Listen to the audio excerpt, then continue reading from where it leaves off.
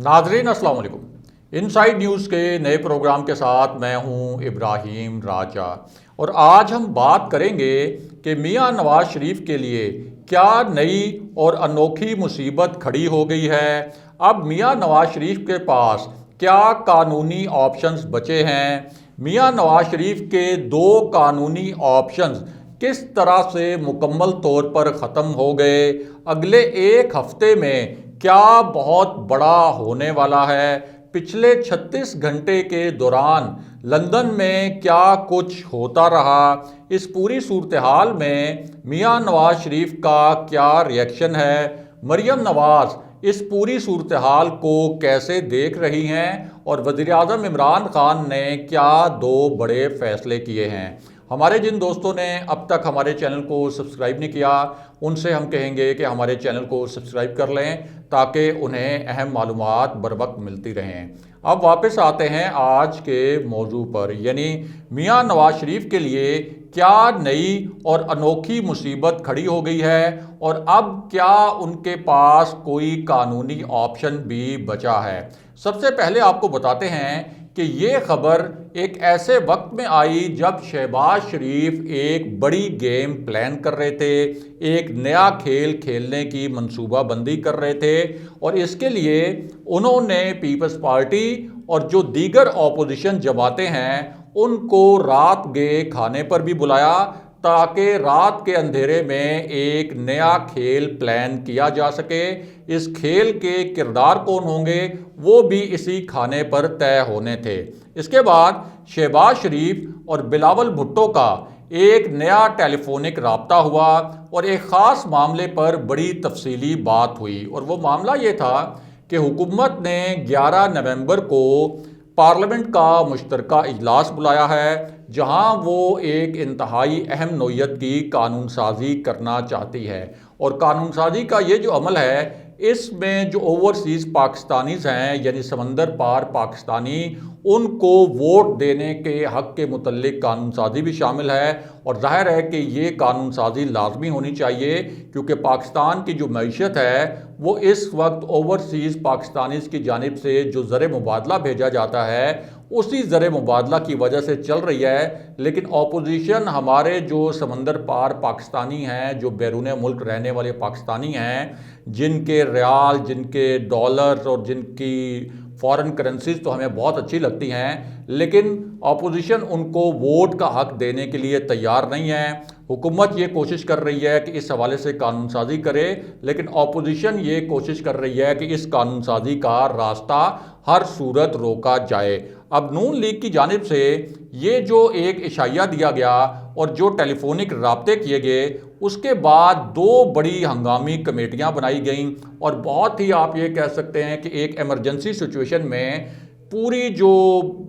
पुरानी पीडीएम थी उसको एक प्लेटफार्म पर इकट्ठा करने की कोशिश की गई। अब इस हवाले से जो कमेटियां बनाई गईं उनमें नून लीग की जानिब से कमेटी में शाहिद खाकान अब्बासी, अय्याज सादिक, ख्वाजा आसिफ, ख्वाजा साद रफ़ीक और मरियम औरंगज़ेब को शामिल किया गया, जबकि पीपल्स पार्टी की जानिब से नवीद कमर, शहरी रहमान, यूसुफ रज़ा गिलानी, फारूक एच नाइक और खुर्शीद शाह जिन पर करप्शन के संगीन इल्ज़ामात हैं उन्हें भी इस कमेटी में शामिल किया गया। इसके बाद एक तरफ तो इन्होंने अपनी सफबंदी की कि हम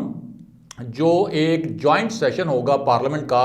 इसमें मिलकर कानून साजी का रास्ता रोकेंगे, लेकिन दूसरी जानिब प्राइम मिनिस्टर इमरान खान ने भी एक जवाबी सफबंदी की और एक बहुत बड़ा फैसला कर लिया और वो फैसला ये था कि प्राइम मिनिस्टर इमरान खान ने भी पार्लियामेंट के इस मुश्तरका इजलास से पहले अपनी जो इत्तेहादी जमातें हैं जिनमें काफ लीग शामिल है, MQM शामिल है, GDA शामिल है, बलूचिस्तान अवामी पार्टी शामिल है, तो इन तमाम जमातों का एक इजलास बुला लिया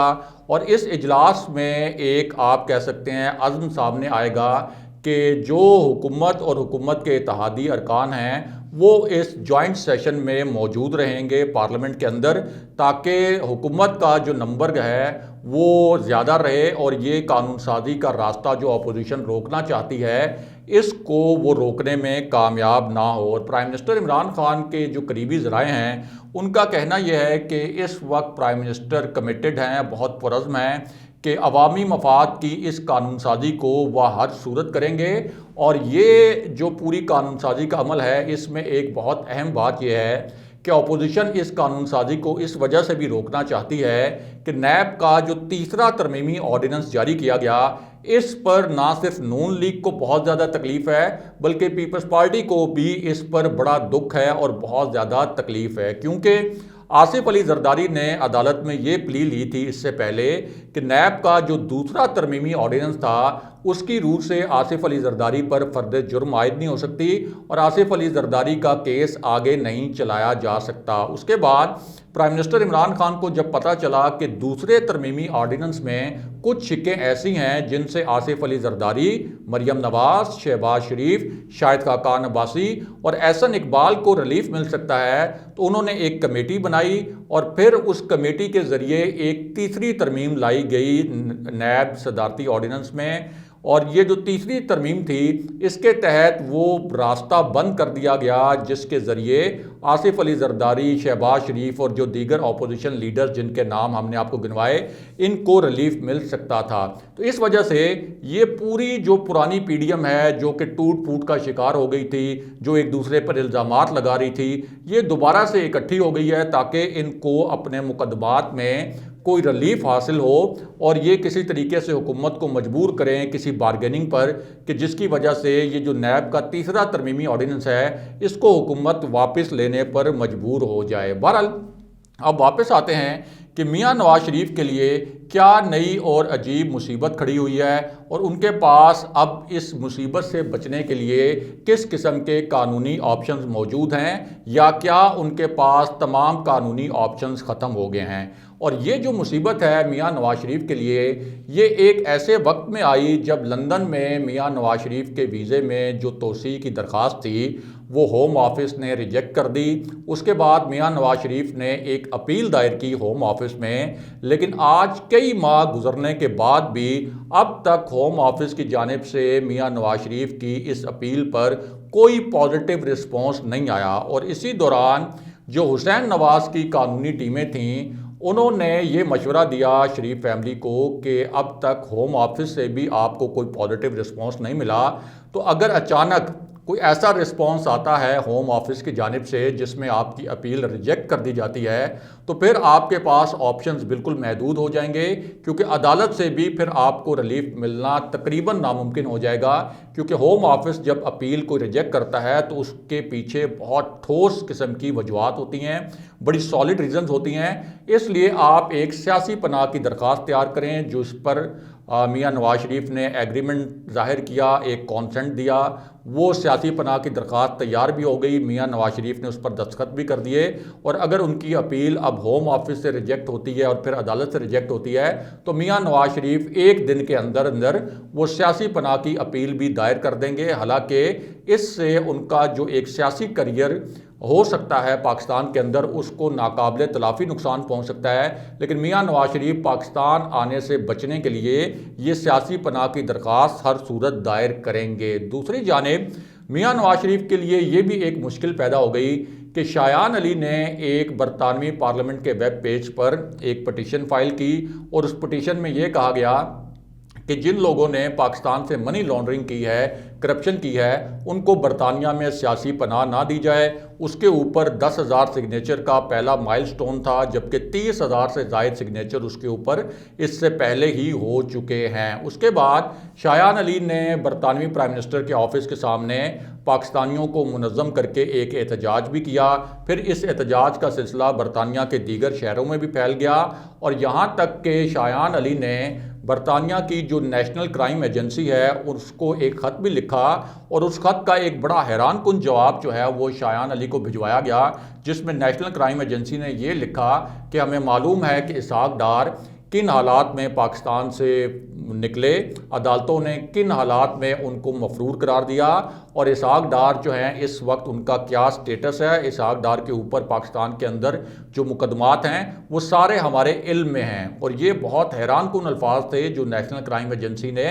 باقاعدہ شایان علی کو جوابی خط میں لکھے۔ اس کے ساتھ ساتھ نیشنل کرائم ایجنسی نے یہ بھی لکھ دیا کہ ہمیں میاں نواز شریف کا جو سٹیٹس ہے وہ بھی معلوم ہے، ہمیں یہ بھی معلوم ہے کہ میاں نواز شریف ایک میڈیکل ویزے پر یہاں آئے تھے، ان کو واپس جانا تھا، لیکن میاں نواز شریف واپس نہیں گئے۔ ہمیں یہ بھی معلوم ہے کہ عدالتوں نے میاں نواز شریف کو اشتہاری اور مفرور قرار دے رکھا ہے۔ یہ ساری معلومات ہمارے پاس پہلے سے موجود ہیں، اور برطانوی پرائم منسٹر کی جانب سے بھی شایان علی کو 2 جوابی خطوط لکھے گئے۔ تو اس طرح سے میاں نواز شریف کے لیے لندن میں پہلے سے بہت سی قانونی مشکلات ایسی تھیں جن کا وہ سامنا کر رہے تھے، لیکن ایک طرف اب لندن کی مشکلات اور دوسری جانب پاکستان میں بھی میاں نواز شریف کے خلاف ایک بڑا قدم اٹھایا جا رہا ہے، اور وہ معاملہ یہ ہے کہ مئی میں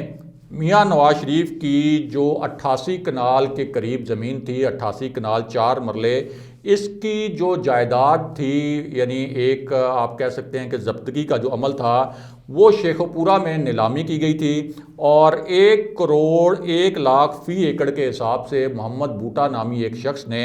میاں نواز شریف کی یہ جو جائیداد تھی اس وقت خرید لی تھی۔ لیکن اب اس معاملے میں ایک بہت بڑی پیش رفت ہے، اور وہ پیش رفت یہ ہے کہ اب احتساب عدالت کے حکم پر میاں نواز شریف کی جو لاہور میں موجود جائیداد ہے اس کو نیلام کرنے کی ڈیٹ بھی فکس ہو گئی ہے، یعنی یہ طے کر لیا گیا ہے کہ کس تاریخ کو میاں نواز شریف کی جو لاہور میں جائیداد ہے اس کو بھی نیلام کیا جائے گا، اور یہ تاریخ بتائی گئی ہے 19 نومبر کو۔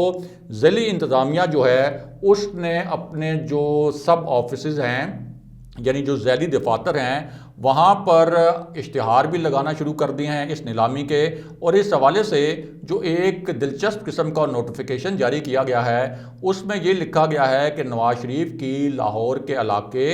135 اپر مال میں موجود جائیداد 19 نومبر کو نیلامی کے لیے پیش کی جائے گی۔ ہر خاص و عام کو یہ اطلاع دی جاتی ہے، اور یہ جو پراپرٹی ہے اس کے متعلق آپ کو بتائیں کہ اسی سال اسلام آباد کی جو احتساب عدالت ہے اس نے توشہ خانہ ریفرنس میں یہ کہا تھا کہ نواز شریف کی جو غیر منقولہ جائیدادیں ہیں ان کو نیلام کیا جائے، لیکن یہاں بہت اہم بات یہ ہے کہ احتساب عدالت نے توشہ خانہ ریفرنس میں میاں نواز شریف کی یہ جو جائیدادیں نیلام کرنے کا حکم دیا تھا اس میں اتفاق فاؤنڈری، حدیبیہ پیپر ملز، بخش ٹیکسٹائل ملز اور حدیبیہ انجینئرنگ کے شیئرز بھی شامل تھے۔ اس کے علاوہ لاہور میں جو ایک جائیداد ہے میاں نواز شریف کی اور ان کی جو زرعی اراضی ہے اس کی نیلامی بھی کی جائے گی، اور یہاں آپ کو یہ بھی بتائیں کہ اسسٹنٹ کمشنر کینٹ کے مطابق یہ جو نیلامی ہے یہ اسلام آباد کی احتساب عدالت نمبر 3 کے حکم کے مطابق ہوگی۔ اس میں اب میاں نواز شریف کے پاس کوئی ایسا قانونی آپشن بھی نہیں ہے کہ وہ اس جائیداد کی نیلامی سے بچیں۔ آلریڈی میاں نواز شریف کی جائیداد کی نیلامی کے لیے جو اشتہارات ہیں وہ آویزاں کر دیے گئے ہیں، اور نیلامی کا یہ جو پورا عمل ہے اس کے متعلق یہ بھی کہا گیا ہے کہ اس کی تصاویر بھی بنائی جائیں اور ویڈیوز بھی بنائی جائیں۔ ایک تو اشتہارات کی تصاویر بنائی جائیں اور پھر جب یہ نیلامی ہوگی اس کی ویڈیوز بنائی جائیں، تصاویر بنائی جائیں، تاکہ ایک یہ امپریشن بھی بنے کہ عدالت نے ایک حکم دیا تھا کہ ایک مجرم جو عدالت میں پیش نہیں ہوا، جس کے اوپر کیس ثابت ہو گیا تھا، اب عدالتی حکم کے نتیجے میں اس کی جو جائیدادیں ہیں وہ نیلام کی جا رہی ہیں۔ اور اس کا مطلب یہ ہے کہ جس طرح سے برطانوی اخبارات میں میاں نواز شریف کے اشتہاری ہونے کے اشتہارات شائع ہوئے تھے، جو کہ اس وقت شائع کروائے گئے تھے کہ میاں نواز شریف کو پاکستان کی عدالتوں نے مفرور اور اشتہاری قرار دے دیا تھا، لندن میں میاں نواز شریف کو وارنٹس وصول کروانے کی کوشش کی گئی تھی، برطانوی ہائی کمیشن نے اس سلسلے میں 3 مرتبہ میاں نواز شریف کی جو لندن والی رہائش گاہ ہے وہاں جا کر وہ وارنٹ پہنچانے کی کوشش کی تھی، لیکن میاں نواز شریف کے جو عزیز و اقارب ہیں اور میاں نواز شریف کے جو ملازمین ہیں انہوں نے اس وقت وہ وارنٹ لینے سے انکار کر دیا تھا۔ اور اب یہ فیصلہ کیا گیا ہے کہ جس طرح سے وہاں پر پھر بعد میں اخبارات میں اشتہارات چھپوائے گئے تھے میاں نواز شریف کے متعلق، اسی طرح یہ جو جائیداد کی نیلامی ہوگی، یعنی جو لاہور میں میاں نواز شریف کی جائیداد کی نیلامی ہوگی، اس کی ویڈیوز اور تصاویر لازمی بنوائی جائیں گی تاکہ اس کی ایک تشہیر بھی کی جا سکے ایک ملزم کے طور پر، ایک مجرم کے طور پر، کہ عدالتی حکم کے طور پر ایک مجرم کی جو جائیدادیں ہیں وہ نیلام کی جا رہی ہیں، اور اس حوالے سے جو قانونی ماہرین ہیں ان کا یہ کہنا ہے کہ اس نیلامی کو روکنے کے لیے میاں نواز شریف کے پاس کوئی آپشن بھی موجود نہیں۔ اگلے پروگرام تک کے لیے خدا حافظ۔